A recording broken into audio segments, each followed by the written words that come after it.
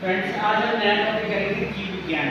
तो जीव विज्ञान में हमें जीव विज्ञान के जो क्वेश्चन होते हैं वो किसी भी एग्जाम में 8 से 10 क्वेश्चन पूछे जाते हैं। अगले वीक की बात करें तो 15 क्वेश्चन साइंस के आते हैं, तो 15 में से 8 या 10 क्वेश्चन बायोलॉजी से आते हैं और एसएससी जीटी में भी 8 से 10 क्वेश्चन आते हैं। कोई भी एग्जाम लेंगे जीव विज्ञान के क्वेश्चन बहुत ज़्यादा पूछे जाते हैं। तो जनरली जीव विज्ञान में हमें पढ़ना क्या होता है? जीव विज्ञान में जीव के बारे में, मतलब जीव का विज्ञान, इसको हम इंग्लिश में बायोलॉजी बोलते हैं, बायोलॉजी। तो बायो का मतलब होता है शरीर और लॉजी का मतलब स्टडी। तो हम शरीर का अध्ययन करते हैं यहाँ पे।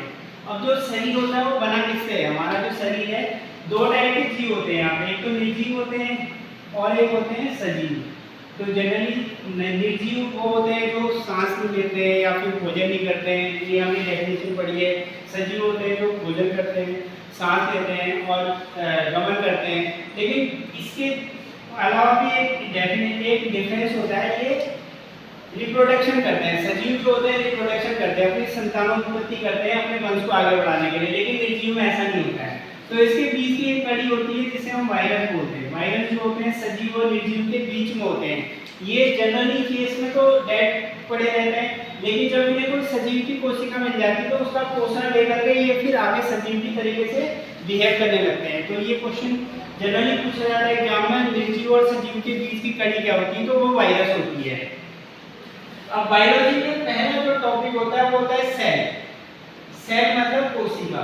कोशिका जो होती है किसी भी शरीर की सबसे छोटी क्रियात्मक इकाई होती है। कोई भी शरीर किसी भी प्राणी का हो या कोई जंतु हो या कोई पौधा हो, तो सबका शरीर कोशिकाओं से बना हुआ है। तो कोशिकाएं जो होती है शरीर की सबसे छोटी क्रियात्मक इकाई होती है। अब जो कोशिका होती है, कोशिकाएं, कुछ कोशिकाएं सेल जो होती हैं कोशिका से बनते हैं टिश्यू। टिश्यू को बोलते हैं ऊतक। तो कोशिकाओं का जो समूह होता है वो ऊतक बनाता है। हमारे शरीर में लाखों हजारों कोशिकाएं हैं, तो कोशिकाओं का एक समूह ऊतक बनाता है। ऊतक से जो बनते हैं वो बॉडी ऑर्गन बनते हैं। बॉडी ऑर्गन मतलब शरीर के अंग बनते हैं, और शरीर के अंगों का निर्माण होता है। और जो शरीर के अंग होते हैं इससे बनती बॉडी। तो बॉडी जो होती है शरीर का निर्माण होता है। तो सबसे छोटी कोशिका होगी, कोशिका से बना ऊतक, ऊतक से बना शरीर का अंग और अंग से बना शरीर। और जो कोशिका होती है, कोशिका में एक केंद्रक पाया जाता है। केंद्रक होता है कोशिका के अंदर। केंद्रक मतलब न्यूक्लियस। तो न्यूक्लियस होता है न्यूक्लियस, और केंद्रक में पाए जाते हैं क्रोमोसोम। क्रोमोसोम पाए जाते हैं। क्रोमोसोम में पाया जाता है डीएनए, और डीएनए में होता है जीन। तो ये सीक्वेंस थोड़ा सा याद रखना होता है कि जो क्रोमोसोम होता है ये हिंदी में गुणसूत्र इसको बोला जाता है।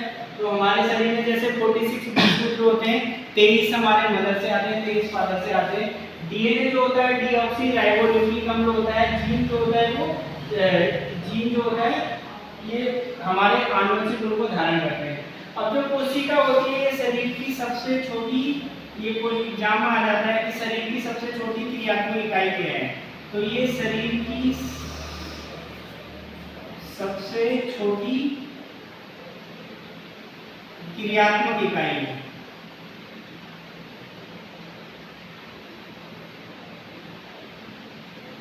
तो ये डेफिनेशन आती है कि कोशिका सबसे छोटी क्रियात्मक इकाई होती है।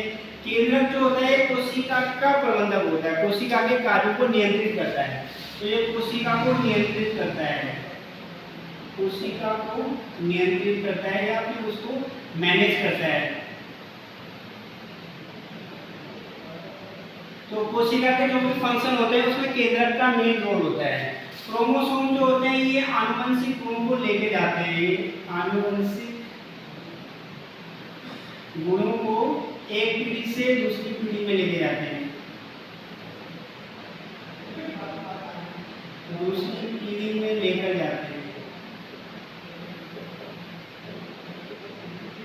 और डीएनए जो होता है ये प्रोटीन संश्लेषण करता है। ये प्रोटीन बनाने का काम करता है, प्रोटीन संश्लेषण करता है। तो हमारे शरीर का जो भी फंक्शन होता है वो प्रोटीन से ही होता है, क्योंकि प्रोटीन की जरूरत पड़ती है। जीन जो होते हैं ये आनुवंशिक गुणों को धारण करते हैं, आनुवंशिक